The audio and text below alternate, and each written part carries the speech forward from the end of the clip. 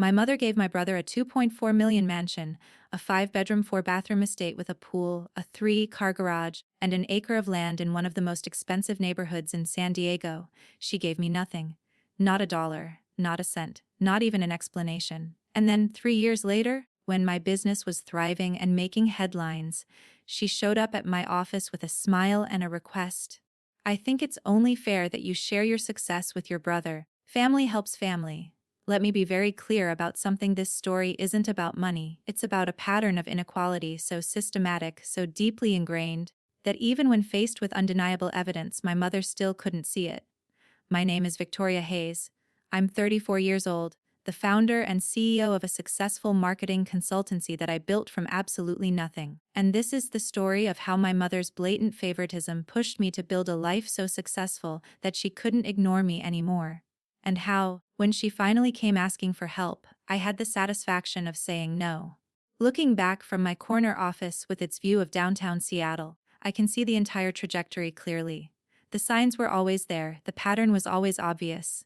I just spent too many years making excuses for it, convincing myself that I was imagining things, that surely a mother wouldn't blatantly favor one child over another. But she did, and the mansion was just the final, impossible to deny proof. This isn't a story about revenge. It's a story about justice. About building something so undeniable that the people who overlooked you can't help but see. And about having the strength to protect what you built from the same people who never supported you in the first place. But to understand how I got here, you need to understand where I came from. You need to understand my family. And you need to understand my brother Marcus, the golden child who could do no wrong, even when he did everything wrong.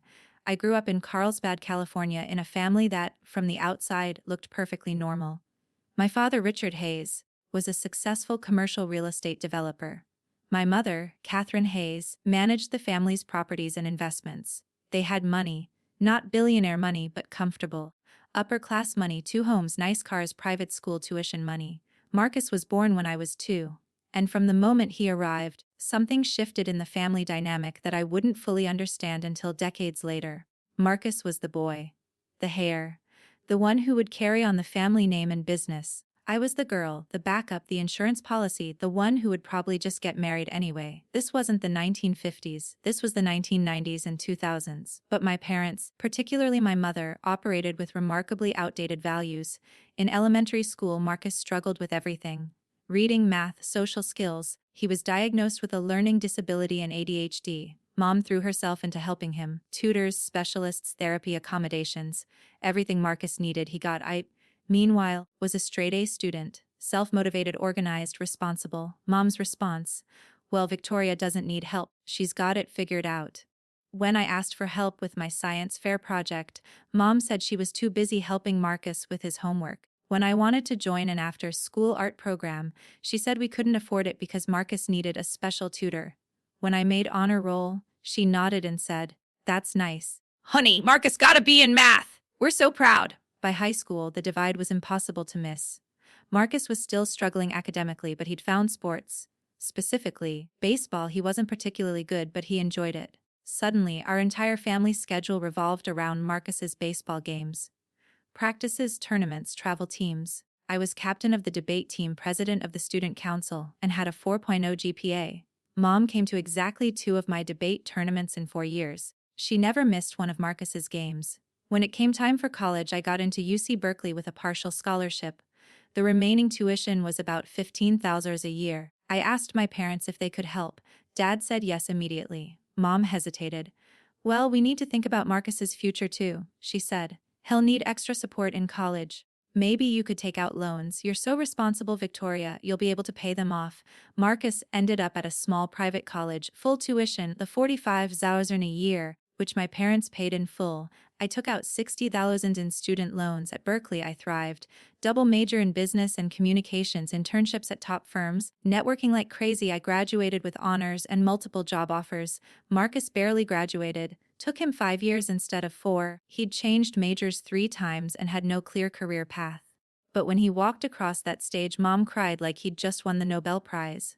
When I graduated, Mom and Dad came to the ceremony but left immediately after for a prior commitment.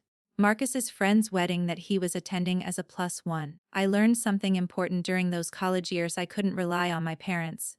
Not for money, not for support, not for recognition. So I stopped asking. I got a job right out of college, started paying off my loans, and built my career alone. Marcus, meanwhile, moved back home. He bounced between jobs. None of them lasted more than a year. He tried being a personal trainer, then a real estate agent, working for dad, unsuccessfully, then a social media consultant, which meant posting on Instagram and occasionally getting paid for it. Through all of this, mom and dad supported him. Financially, emotionally, practically, he lived at home rent-free for 6 years after college. They paid his car insurance, his phone bill, his credit card debt. I was living in a tiny studio apartment in San Francisco, working 70-hour weeks at a marketing firm, paying off my loans and trying to save money. When I called home, mom would ask how I was doing. I'd start to answer, and she'd interrupt. "That's great, honey. Hey, Marcus is thinking about starting a fitness blog. Don't you work in marketing? Can you help him?" I helped him. Spent hours building his website, creating his social media strategy, designing his logo. He used it for 3 months and then abandoned it. When I was 27, I got laid off during a company downsizing. It was devastating.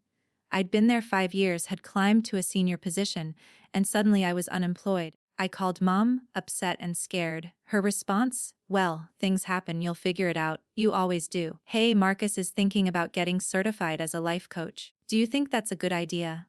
I hung up and cried. Then I picked myself up and started freelancing. Within 6 months, I had enough clients to start my own consultancy. Within a year, I was making more than I'd made at my corporate job. Within 2 years, I had a team of 5 and was turning away business.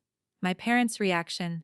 "That's nice, Victoria. Very entrepreneurial." Meanwhile, Marcus had gotten engaged to his girlfriend, Brittany. They'd been dating for a year. The engagement party was elaborate. Mom planned the whole thing, spent thousands of dollars.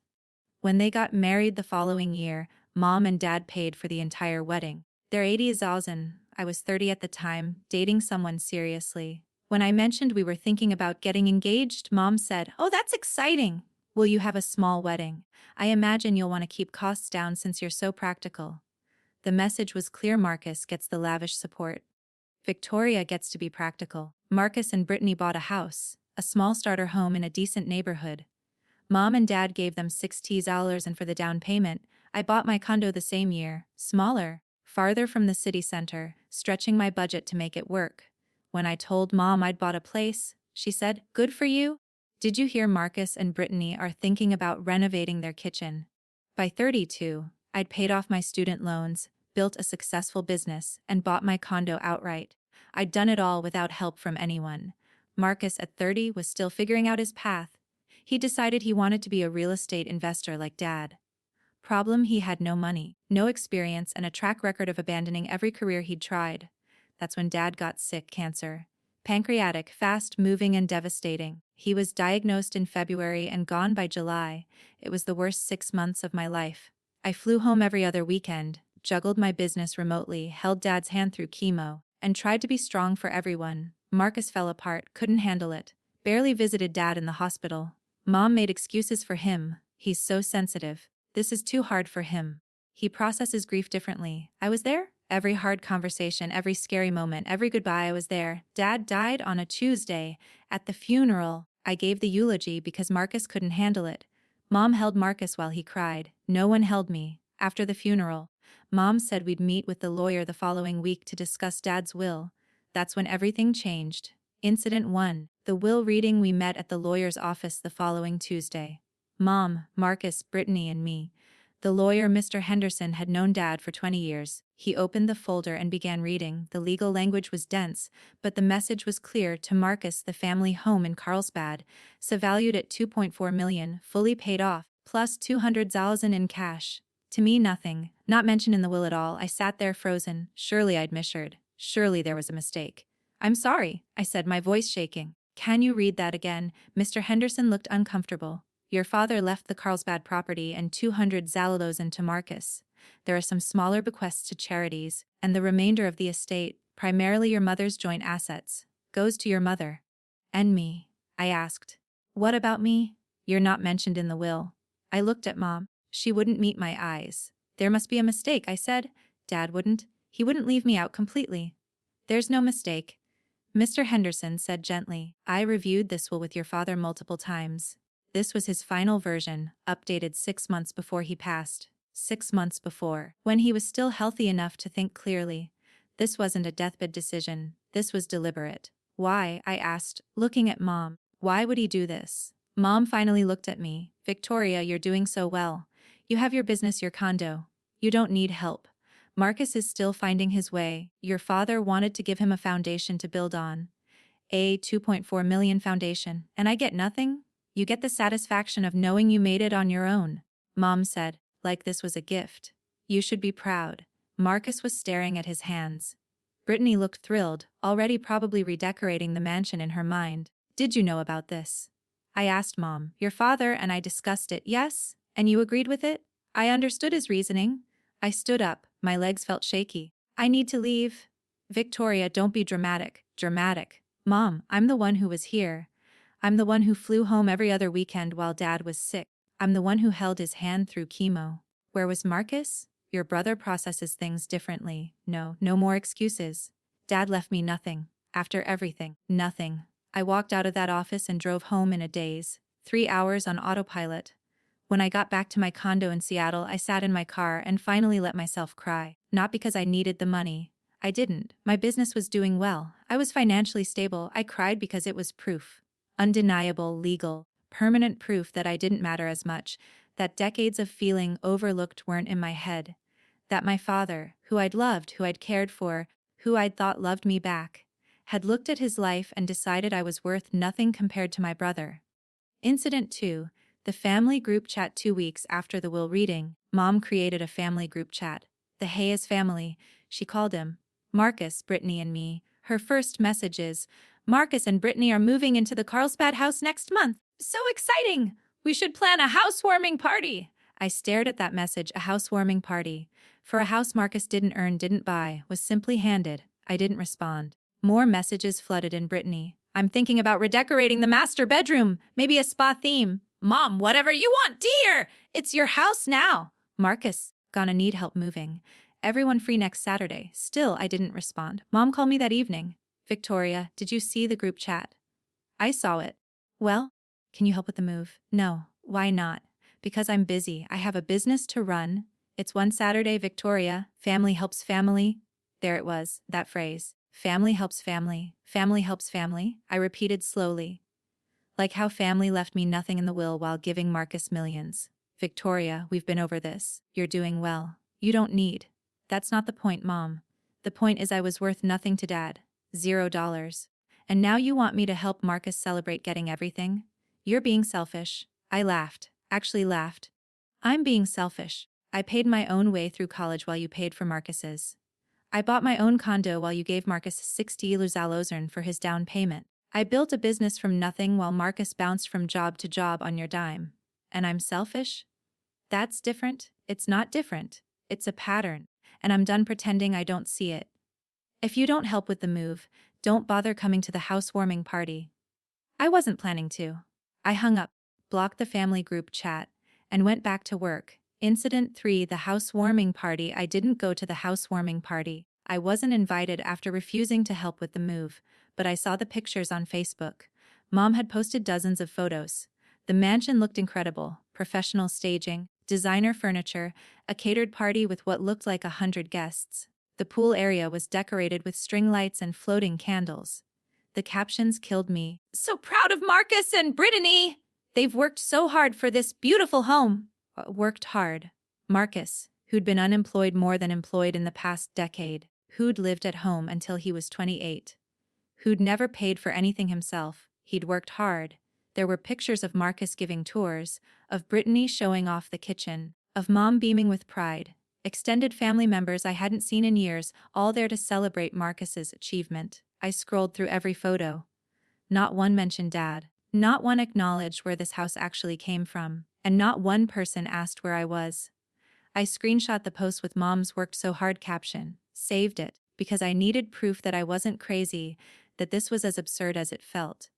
Incident 4: The business inquiry. 6 months after the housewarming, my business hit a major milestone. We signed a contract with a Fortune 500 company, a year-long, 7-figure deal. It was huge, career-defining. A local business magazine did a feature on me.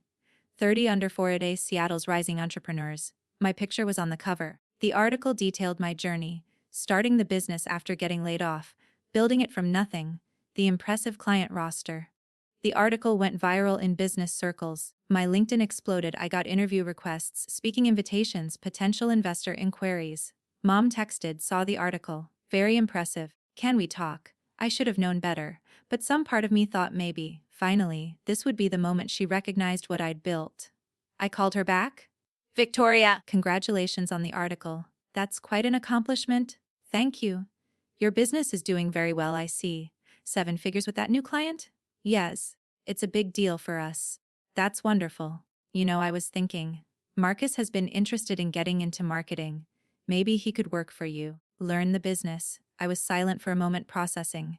You want Marcus to work for me? Well, yes. You're clearly successful, and he's looking for direction. It would be perfect, family working together. Mom, Marcus has never shown any interest in marketing. He abandoned the fitness blog I helped him build after 3 months. He's matured since then? He's 31 years old. If he wanted to be in marketing, he would have pursued it by now. You could teach him.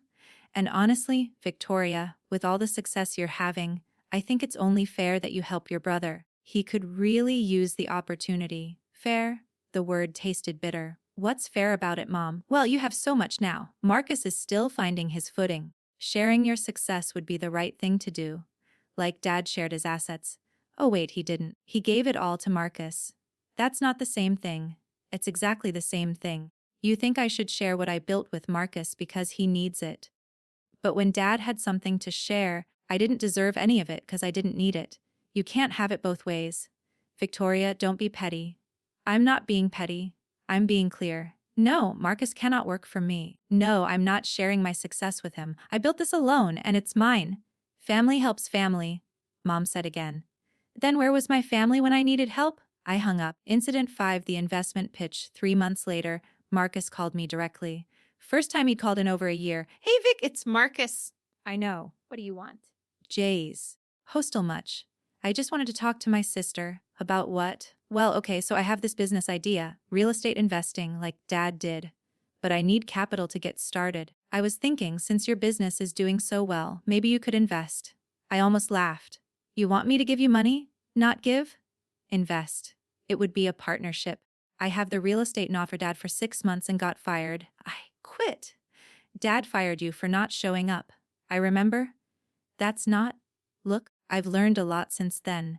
I've been studying the market and I have some really solid ideas. I just need about 200 Zalozen to get started.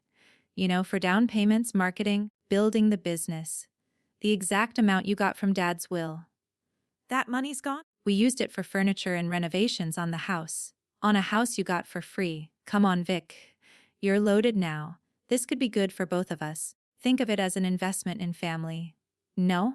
No, just like that? Just like that? I'm not funding your latest career fantasy, Marcus. Especially not after getting nothing from Dad while you got a 2.4 million house.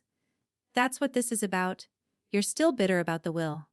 I'm not bitter. I'm aware. There's a difference. Mom said you'd be like this, said you've changed. Said success made you selfish. Mom would say that. Tell her I said hi. I hung up. Added Marcus to my blocked contacts. That night, I got a text from Mom from a different number since I'd blocked her original one. I can't believe you'd refuse to help your brother. After everything this family has done for you, you're being incredibly selfish and cruel. Your father would be ashamed. I screenshot that text, added it to the folder I'd been keeping. Documentation, evidence, proof. Because I had a feeling this wasn't over. The breaking point came exactly 3 years after Dad's death. 3 years of minimal contact. 3 years of building my business. 3 years of establishing firm boundaries. My company had grown to 23 employees. We'd opened a second office. I'd been featured in Forbes, given a text talk, and turned down multiple acquisition offers because I wanted to maintain control of what I'd built. I was successful, undeniably, measurably successful, and that's when Mom showed up at my office, unannounced, uninvited. She walked past my assistant, who tried to stop her, and into my office during a meeting with my leadership team. Victoria, we need to talk. I looked up from the conference table. My team looked uncomfortable. I'm in a meeting, Mom, this can't wait. I took a breath, stayed calm. Excuse me, I said to my team. Can you give us 10 minutes?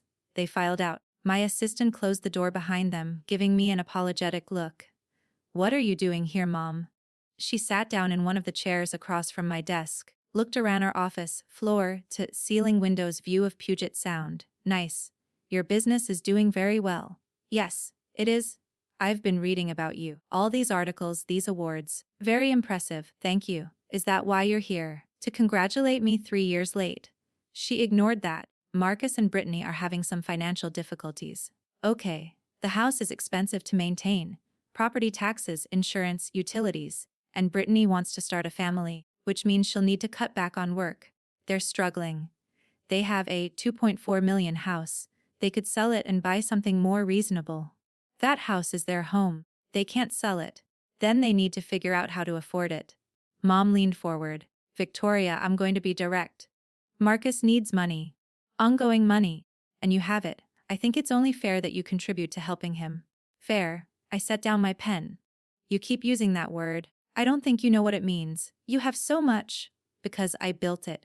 Myself. With no help from anyone in this family? Who raised you? You raised Marcus? Mom's face flushed. That's not true, isn't it? Let's do the math, Mom. You and Dad paid for Marcus's college $225,000. You paid for his wedding $80,000. You gave him $60,000 for his first house down payment, and then Dad left him a $2.4 million house plus $200,000 cash. That's $2,965. What did I get? You got student loans you had to pay off yourself, and the confidence to figure it out. That's worth more than money. Is it? Is it really? Because from where I'm sitting, it looks like you invested $3 million in Marcus and zero in me, and now you want me to be grateful for being neglected. We didn't neglect you. You forgot my debate tournaments. You left my college graduation early. You didn't help me when I got laid off. You didn't acknowledge my business until it was successful enough to benefit Marcus. That's not parenting. That's favoritism so blatant it would be funny if it wasn't my entire life. Mom stood up. I came here to ask you nicely. I can see that was a mistake. What you came here to do was ask me to subsidize Marcus's lifestyle after he's already gotten millions from this family while I got nothing. And you're surprised I'm saying no. Fine, don't help. But when Marcus loses everything, that's on you? No, Mom. If Marcus loses everything, that's on Marcus. And on you and Dad for raising a man who's never had to be responsible for himself because you always bailed him out. You've become hard, Victoria. Success has made you cold. No, Mom, being overlooked my entire life made me realistic. Success just gave me the option to say no. She walked to the door, paused with her hand on the handle. Your father would be disappointed in you. That sentence landed like a punch. I felt the old instinct to defend myself, to explain, to apologize. But then I thought about that will. About being worth nothing. About $3 million going to Marcus while I got zero. You know what, Mom? I don't think he would be. I think he'd be disappointed in himself for not recognizing what I was capable of. For not supporting me the way he supported Marcus. For choosing to leave me nothing because I'd succeeded in spite of him, not because of him. How dare you? No, how dare you? How dare you come to my office, to the business I built from nothing, and ask me to share it with the brother who's gotten everything handed to him his entire life? How dare you act like I'm the selfish one when I'm the only one in this family who's ever had to earn anything? Mom's face was red. If this is how you want it, it is. Get out of my office. Don't come back and don't contact me again unless you're ready to acknowledge what you did. What I did? I loved both my children. No, Mom. You loved Marcus. You accommodated me. She left, slammed the door behind her. I sat there for a long moment, hands shaking, heart pounding. Then I picked up my phone and called my assistant. Can you send the team back in? And also, can you update security? Catherine Hayes is not allowed in the building anymore. Of course. Are you okay? Yeah, I said, and I realized I meant it. I'm okay. That night I got an email from a lawyer, Mom's lawyer, the subject line, regarding family financial obligations. I opened it with my stomach churning. The letter was a legal demand. Mom was claiming that because I'd benefited from family resources during my upbringing, I had a moral and potentially legal obligation to support my brother in his time of need. She was threatening to sue me for unjust enrichment. claiming that the family had invested in me through my childhood, and I owed repayment now that I was successful. It was absurd, legally baseless. Any judge would laugh it out of court. But it told me something important. Mom wasn't going to stop. She was going to keep pushing, keep demanding, keep trying to make me feel guilty until I gave in. I forwarded the email to my own lawyer with a short message: "Please handle this, and let me know what other protections I should put in place." Then I made a decision. I wasn't just going to defend myself. I was going to make sure this never happened again. It was time to go on the offense. My lawyer's name was Jennifer Kim, and she was exactly the kind of attorney I needed: sharp, no nonsense, and completely unimpressed by emotional manipulation. We met in her office 2 days after Mom's visit. I brought everything: the will, screenshots of Facebook posts, text messages, the demand letter, my documentation of every incident. Jennifer reviewed it all methodically. When she finished, she sat back and looked at me. "This is one of the most clear-cut cases of family favoritism I've ever seen, and I've seen a lot. Can she actually sue me? Does she have any legal standing?" Technically, anyone can sue anyone for anything, but no, she has zero legal standing. Unjust enrichment requires that you receive something of value from her that you didn't pay for, and that it would be unjust for you to keep. You received normal parenting, which isn't a loan, it's an obligation. And you actually received less than normal parenting, based on what you've told me. So this is just a scare tactic? Exactly. She's hoping you'll settle just to avoid the hassle of litigation, or that you'll feel guilty enough to give her what she wants. I won't. Good. Because we're not just going to defend against this threat, we're going to make it very clear that any further harassment will have consequences. Jennifer drafted a response that was a masterpiece of legal intimidation. It detailed every dollar my parents had spent on Marcus versus me. It noted that I'd received no inheritance while Marcus had received $2.6 million. It pointed out that any lawsuit would be dismissed immediately and that Mom would be liable for my legal fees. And it concluded with a warning: any further contact from Mom or Marcus regarding money would be considered harassment and would result in a restraining order. We sent it via certified mail. 2 days later, I got a call from Aunt Patricia, Dad's younger sister.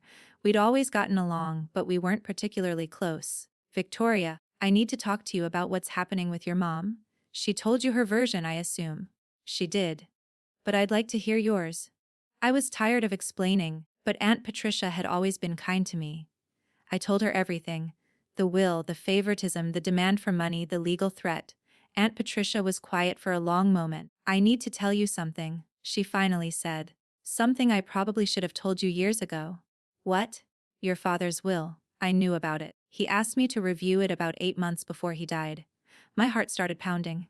And I told him it was wrong. I told him that leaving you nothing while giving Marcus everything was cruel and would destroy your relationship with your mother. I told him you'd been the one who'd succeeded, who'd been there for him, who deserved recognition. What did he say? He said Catherine convinced him that you didn't need it, that you were already successful and Marcus needed the foundation. I pushed back hard: "Victoria, I told him this wasn't about need, it was about fairness. About acknowledging both his children equally. But he didn't change it." "No, he didn't, and I've regretted not pushing harder ever since, especially after watching how Catherine has treated you since he died." I felt tears burning behind my eyes. "Why are you telling me this now?" "Because your mother called me yesterday, told me you were being selfish and cruel. Asked me to talk to you, to convince you to help Marcus. And I told her absolutely not. I told her that she and Richard created this situation by favoring Marcus his entire life, and that you had every right to protect yourself." How did she react? She hung up on me. "But Victoria, I want you to know something. Your father loved you, he really did. He let Catherine dictate how that love was expressed, and she decided Marcus needed more. It was wrong. It's always been wrong." After we hung up, I sat with that information. My father had known it was wrong. Someone had told him it was wrong, and he'd done it anyway. That hurt more than I expected. But it also clarified something. This wasn't about misunderstanding or miscommunication. This was about choices. Deliberate, repeated choices to value Marcus over me. I called Jennifer back. "I want to do something proactive," I said. "Not just defensive." "What are my options?" "Well, we could file a formal complaint if she continues to harass you. We could pursue a restraining order if contact continues despite our warning. Or," she paused, "we could do something more comprehensive. Like what? Like documenting this pattern so thoroughly that if she ever tries to escalate, we have everything we need. Financial forensics, testimony from witnesses, a complete timeline. Build an airtight case not for a lawsuit we want to file, but for protection if she keeps pushing. Do it. All of it. Over the next month, Jennifer's team worked their magic. They subpoenaed financial records from Dad's estate. They documented every dollar my parents had spent on Marcus versus me over the years. They interviewed Aunt Patricia, who was willing to testify about the will conversation. They even found Dad's earlier drafts of the will, including one from 5 years before he died that had left the house to both of us. The picture that emerged was damning. Over the course of our lives, my parents had invested approximately $3.2 million in Marcus' education, housing, wedding, inheritance, and approximately $125,000 in me's basic living expenses during childhood and occasional help. The disparity was more than 25-1. Jennifer compiled it into a document, a legal document, irrefutable proof. If she sues, which she won't, Jennifer said, bury her with this. If she continues to harass you, we use this to get a restraining order. And if extended family keeps pressuring you, you can show them this and let the numbers speak for themselves. Thank you. There's one more thing you should consider, Jennifer said. Estate law. If something happens to your mother, Marcus will likely inherit everything remaining. Given the pattern here, she's not going to leave you anything. But if you want to contest that when the time comes, this documentation gives you grounds. I don't want her money. I know. But you might want to prevent Marcus from getting it, or you might want the option. Just think about it. I took the document home, read through it multiple times, saw my entire life reduced to numbers and transactions, and the numbers didn't lie. I'd been worth, to my parents, about 1/25 of what Marcus was worth. The realization in the weeks following, I focused on my business. We signed 2 more major clients, expanded to a 3rd office. I was busier than ever, which was good. It kept me from dwelling on family drama. But then something interesting happened. I got an email from a woman named Sarah Martinez. She'd read about my company and wanted to connect. She ran a similar business in Austin and thought we might have opportunities to collaborate. We had coffee over Zoom. She was sharp, funny, and successful. We talked about business, about growth strategies, about the challenges of being female CEOs in a male-dominated industry. And then toward the end, she said, "Can I ask you something personal? The article I read mentioned you started your business after getting laid off, but it also mentioned you were paying off student loans. Did your family not help with college?" "No, they didn't." "Well, not me, they helped on my brother." She paused. "I'm sorry, that must have been hard." "It was. I asked because I went through something similar. My parents paid for my brother's medical school but told me they couldn't afford to help with my MBA. Turns out they could afford it. They just thought my brother's career was more important." We talked for another hour. About family dynamics, about favoritism, about the pain of being the overlooked child, about how we'd both built successful businesses partially to prove ourselves, partially to ensure we never needed our families again. "You know what I realized?" Sarah said. "Our success wasn't in spite of being overlooked. It was because of it. We had to develop resilience, independence, resourcefulness. Our brothers, they're still depending on their parents in their 30s. We're building empires." After that call, I joined an online community Sarah recommended, other entrepreneurs who'd come from unsupportive families. I read dozens of stories like mine. Parents who played favorites, who gave everything to one child and nothing to another, who later showed up asking for money once the neglected child succeeded. And I learned something crucial: I wasn't alone. This pattern was common, and there were strategies for dealing with it. One member shared their approach. "I created a family fund in my budget, $500 a year. That's it. If my family asks for money, I tell them that's my annual family contribution and it's already been allocated to charity. Non-negotiable." Another said, "I went completely no contact. Best decision I ever made. My business thrived once I stopped wasting energy on people who don't value me. I thought about what I wanted, not what I should want, not what would make me look good, what I actually wanted. And I realized I wanted peace, I wanted protection, and I wanted Marcus and Mom to understand that their actions had consequences." 2 months after the legal threat, I got an email from Marcus. He'd found a way around being blocked. Used Brittany's email address. Subject: "We need to talk. Vic, I know you're mad, but this is getting ridiculous. Mom is stressed out. I'm stressed out, and you're just sitting on your pile of money acting like we're the bad guys." Here's the situation Brittany and I are expecting.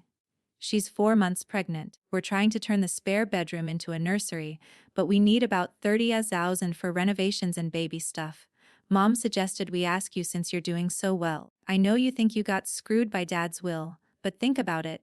I got a house with huge expenses. You got freedom to build your business without property tax bills and maintenance costs. We both got something valuable. I'm not asking for a handout. I'm asking for a loan. I'll pay you back 6% interest 5-year term. That's better than you'd get on most investments. Can we at least talk about it, Marcus? I read that email 3 times. Each time, I got angrier. He got a house with huge expenses, as if he was forced to accept a 2.4 million mansion, as if he couldn't sell it and buy something more affordable. I got freedom, as if being given nothing was actually a gift. We both got something valuable, as if 2.6 million and dollars were equivalent. I showed the email to Jennifer. Do not respond, she said immediately. Any response can be used to argue that you're engaging in negotiations. Radio silence. He's about to have a baby. Part of me feels guilty. Victoria, he's had access to 2.6 million in assets. If he can't afford baby furniture, that's a budgeting problem, not a Victoria problem. You are not responsible for funding his life choices. She was right. I knew she was right. But I did do something. I had Jennifer send a formal cease and desist letter to Marcus, Brittany, and Mom.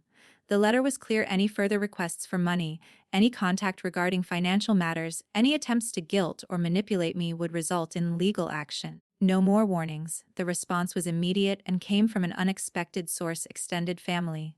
My cousin Jennifer, different from my lawyer, called.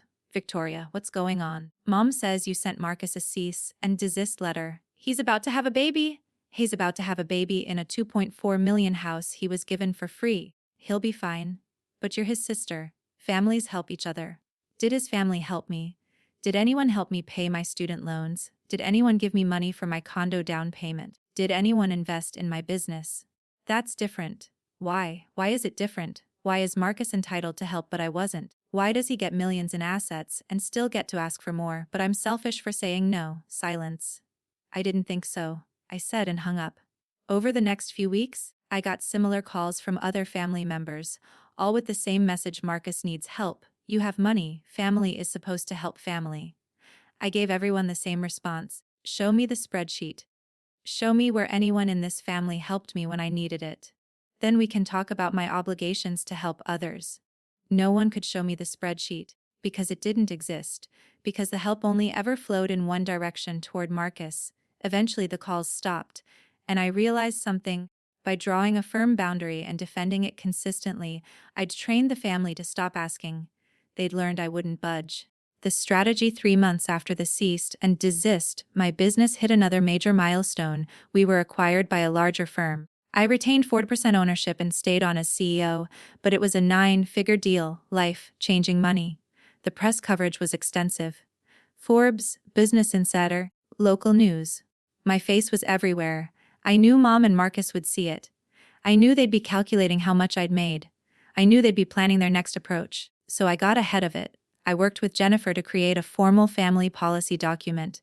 It was clear, professional, and final. Victoria Hayes's family financial policy. Due to repeated requests and pressure regarding financial support, I am establishing the following policy. I will not provide loans, investments, or gifts to family members.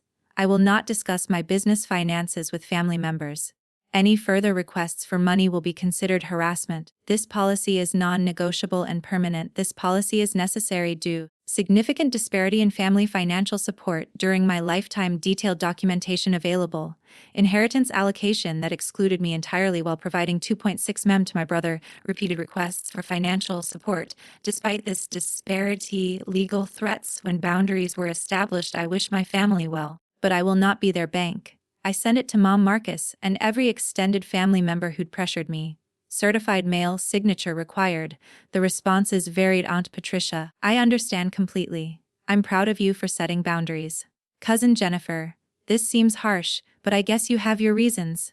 Uncle Tom, you're making a mistake. Family is forever. Mom, silence. Marcus, an angry voicemail. You're really going to put this in writing? Make it official that you don't care about your own family. Fine. Don't expect me at your wedding. Don't expect me at your events. You're dead to me. I saved that voicemail. More documentation. 2 weeks later, Brittany gave birth, a healthy baby girl. They named her Charlotte. I saw the Facebook announcement.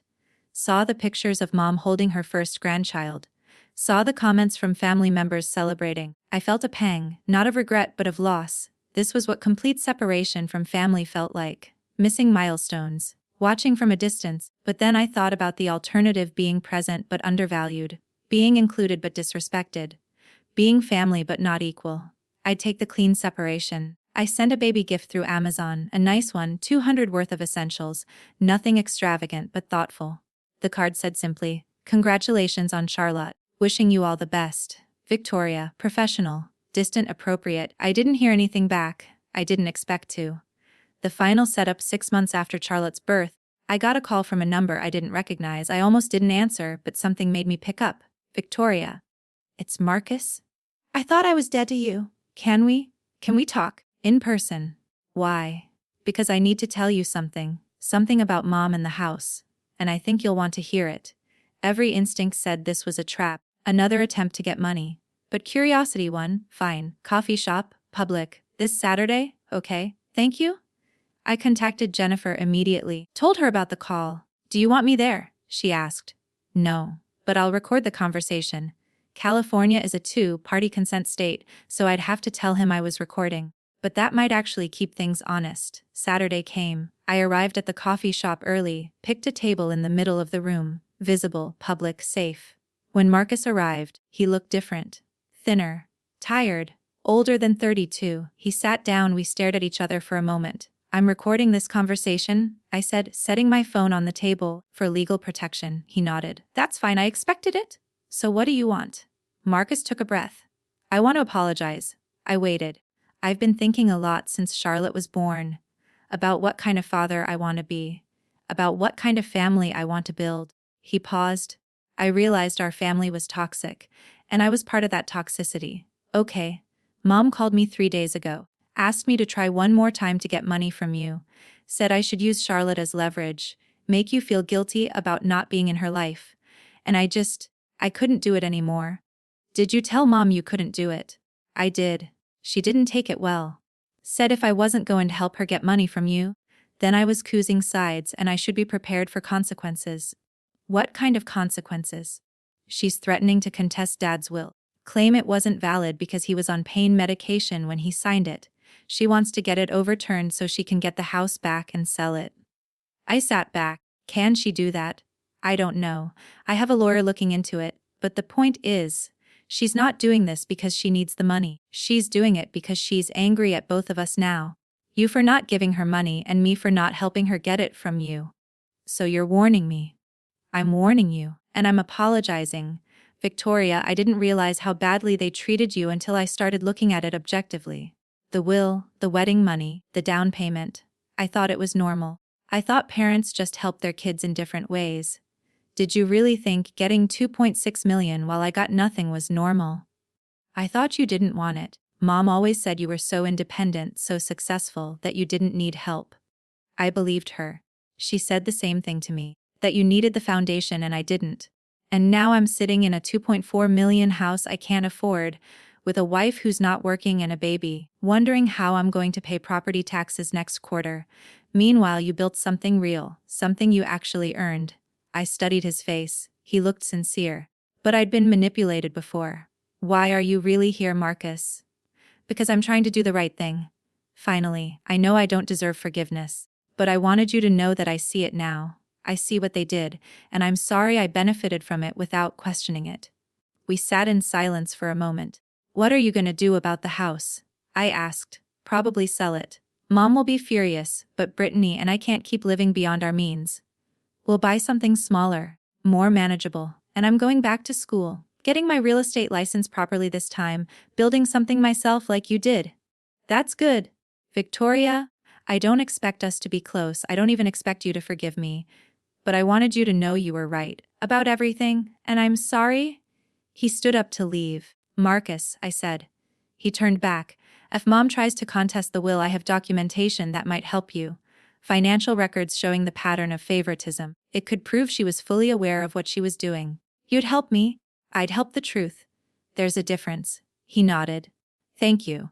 After he left, I sat there for a while, thinking, was this genuine or another manipulation? Time would tell, but either way I was prepared. Marcus's warning proved accurate. 2 weeks after our coffee shop meeting, I received legal notice Mom was filing a motion to contest Dad's will, claiming he'd been under undue influence from pain medication and that the estate should be redistributed according to California's intestate succession laws. Which would mean she'd get everything, and then she could choose how to distribute it. Jennifer called me immediately. This is going to get messy. She's essentially accusing your father of not being of sound mind when he made his will. Can she win? Unlikely. Your father updated the will 8 months before his diagnosis, when he was completely healthy, and he confirmed it multiple times with his lawyer. But she can drag this out, cost Marcus legal fees, and create family drama. What do I do? Technically, nothing. You're not named in the will, so you're not a party to the dispute. But if you want to help Marcus defend it, we can file an amicus brief, essentially a friend of the court document providing additional information. Do it. File whatever we need to file. I want the truth on record. Over the next month, legal proceedings moved forward. Jennifer filed our amicus brief, which included all our documentation, the financial records showing the pattern of favoritism, Aunt Patricia's testimony about Dad's clear intentions, the earlier will drafts, everything. The brief made one thing crystal clear: Dad knew exactly what he was doing. He'd deliberately chosen to leave everything to Marcus and nothing to me. The will wasn't the product of pain medication or confusion. It was the product of a lifetime of valuing one child over another. Mom's lawyer tried to suppress our brief, arguing I had no standing in the case. The judge disagreed and allowed it to be entered into the record. That's when Mom's lawyer contacted Jennifer. Your client's mother would like to meet. Discuss a resolution? What kind of resolution? Jennifer asked. She's willing to drop the will contest if Victoria agrees to provide ongoing financial support to Marcus. I laughed when Jennifer told me she's using the legal system to extort money from me. Essentially, yes. Though she'd never admit that. What do you want to do? Set up a meeting. But I want everything recorded. I want witnesses. And I want it in a formal setting where everything goes on record. We arranged a mediation session. Formal, professional, with a court-appointed mediator present. Mom, her lawyer, Marcus, his lawyer, me, and Jennifer all in one room. Mom looked older than I'd ever seen her. Thinner, harder. She didn't make eye contact when I walked in. The mediator started the session. We're here to discuss the will contest and see if we can reach a resolution without further litigation. Mrs. Hayes, you filed the motion. Can you explain your position? Mom's lawyer spoke first. My client believes her late husband's will does not reflect his true intentions. She believes he would have wanted both children provided for equally, and that pain medication and stress from his illness impaired his judgment. Ms. Hayes, the mediator turned to me. You filed an amicus brief. What's your interest in this case? The truth? I said. My father's will reflects exactly what he intended. It reflects a lifetime pattern of favoring my brother over me. I don't want the will overturned. Not because I want anything from the estate, but because history shouldn't be rewritten to make my mother feel better about her choices. That's a serious accusation, Mom's lawyer said. It's a documented fact. Jennifer slid a copy of our brief across the table.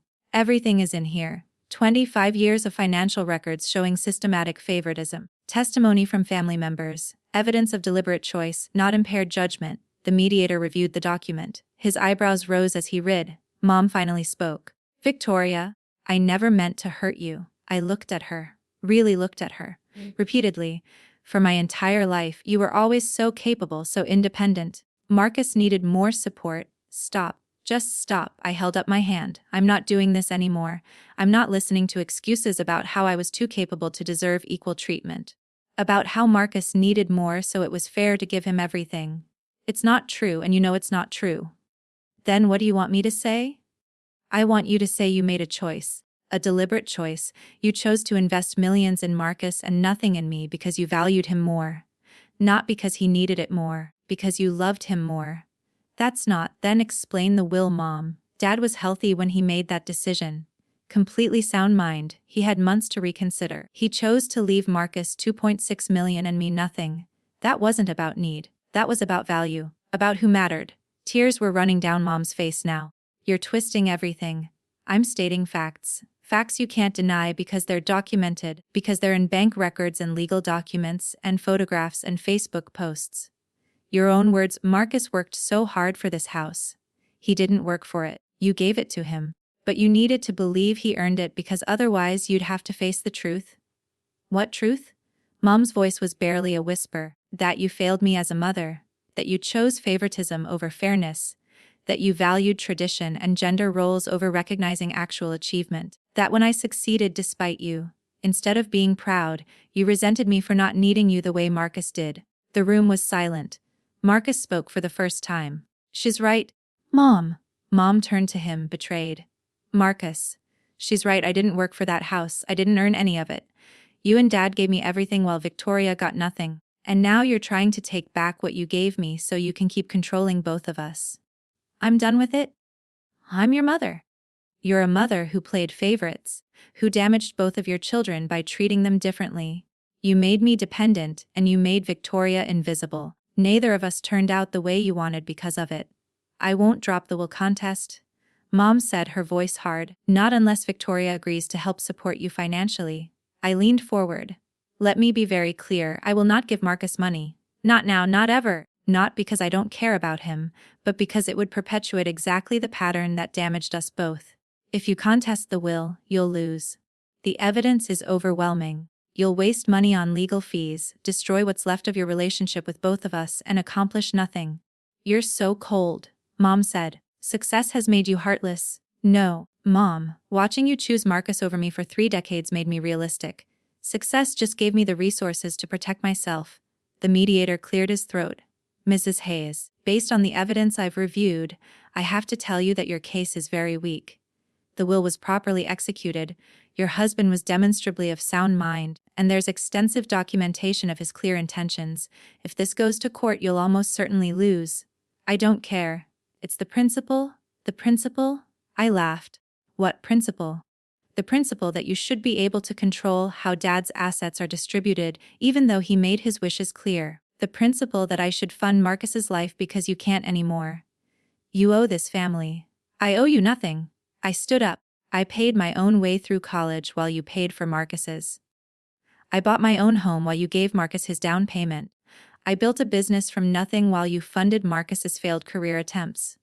I was there for Dad when he was dying while Marcus was too sensitive to show up, and Dad still left me nothing. So no, Mom, I don't owe this family anything. This family owes me, and the debt will never be paid? So that's it? You're just gonna walk away. I walked away 3 years ago. You just didn't notice because you were too busy focusing on Marcus. I turned to Marcus. If you want to sell the house, sell it. If Mom contests the will, fight it. You have my documentation. Use it. Thank you, Victoria. I looked at Mom one more time. Drop the will contest. Let Marcus have what Dad intended him to have. Move on with your life. And don't contact me again. And if I don't drop it? Then you'll lose in court, pay thousands in legal fees, and still end up with the same result. But you'll have destroyed whatever microscopic chance existed that we might have a relationship someday. I walked out of that mediation room and didn't look back. Jennifer caught up with me in the parking lot. That was intense. Did I go too far? No. You stated your truth clearly and set firm boundaries. That's not going too far. That's healthy? Will she drop the case? I think so. She doesn't have a case and she knows it. This was always about control and manipulation. You just took both away from her. Jennifer was right. A week later, Mom's lawyer filed to withdraw the will contest. No explanation given. Case closed. Marcus texted me, thank you. Mom's furious, but it's over. We're listing the house next month. I didn't respond, but I did unblock his number. Small step, just in case. 6 months after the mediation, Marcus and Brittany sold the mansion. It went for $2.7 million appreciation from Dad's purchase. After paying off the small mortgage they'd taken out for renovations and covering selling costs, they netted about $2.5 million. They bought a modest 4-bedroom house in a good school district for $600,000. Paid cash, put $1.5 million in investments, used the rest for Marcus to finish his real estate certification and build an emergency fund. Marcus sent me a photo of their new house. It's not a mansion, but it's ours, and we can actually afford it. Thank you for the push to do this. I looked at the photo. Normal house. Nice yard. Looks like a home, not a showpiece. Looks perfect, I texted back. Congratulations. It was the first real conversation we'd had in years. Mom, I heard through Aunt Patricia, had moved in with her sister. She'd sold her condo and was between places, which meant she'd burned through her money and had nowhere to go.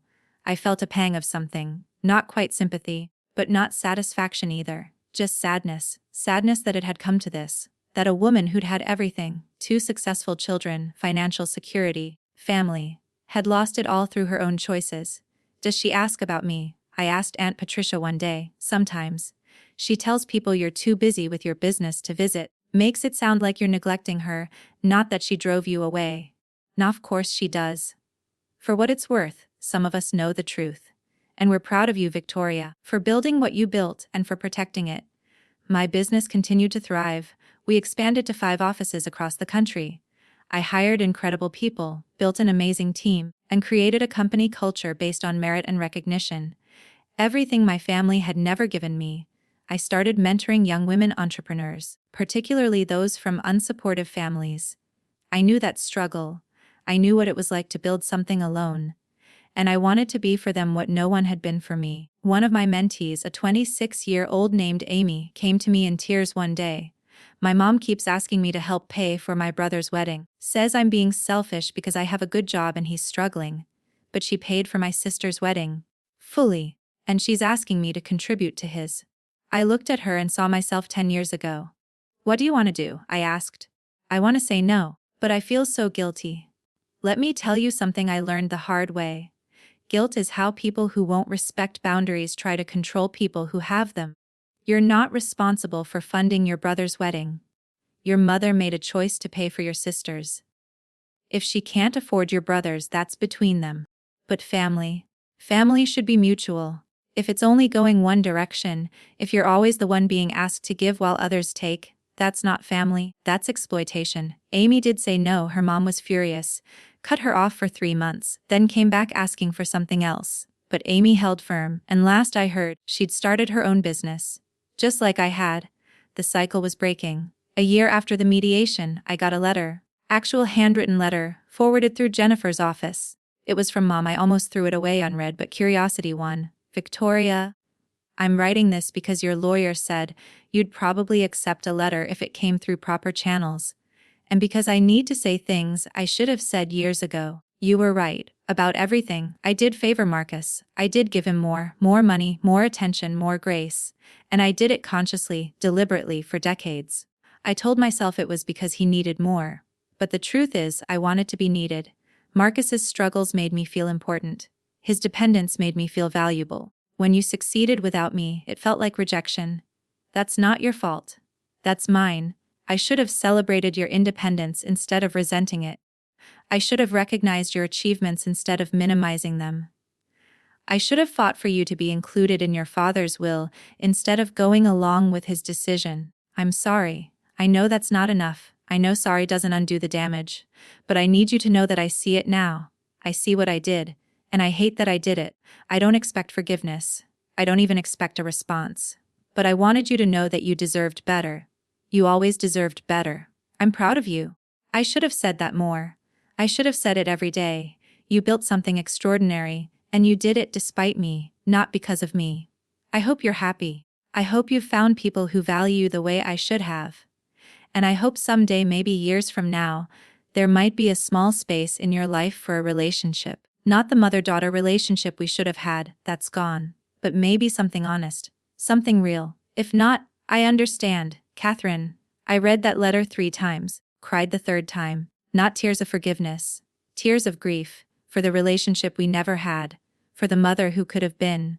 For the 3 decades of feeling invisible. I put the letter in my desk drawer. Didn't respond, but didn't throw it away either. Marcus called a few weeks later. Did you get a letter from Mom? Yeah. She sent me one too. She's in therapy. Has been for 6 months. Her therapist suggested she write to both of us. Good for her. Are you going to respond? I don't know yet, maybe. Someday. When I'm ready. That's fair. For what it's worth, I think she means it. I think she really does see it now. Seeing it doesn't undo it. No, but it's something. We talked for a while. About his real estate business, which was doing well. About Charlotte, who was learning to walk. About normal things. Brother and sister things. It wasn't the relationship we'd had as kids, where everything revolved around him and I was invisible. It was something new.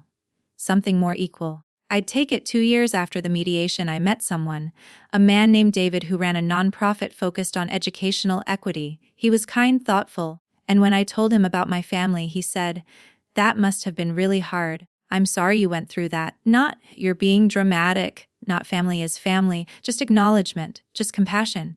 We got engaged after a year, started planning a small wedding, just close friends and chosen family.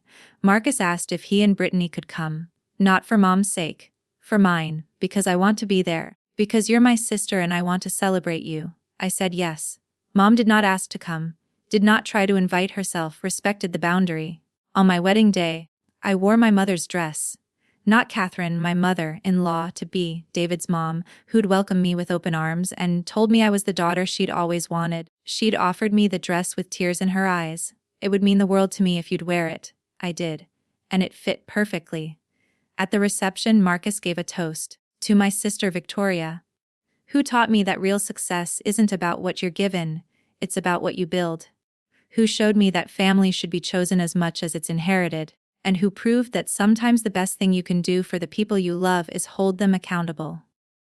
I'm grateful to know her. I'm grateful to be her brother, and I'm grateful she never gave up on herself, even when others did.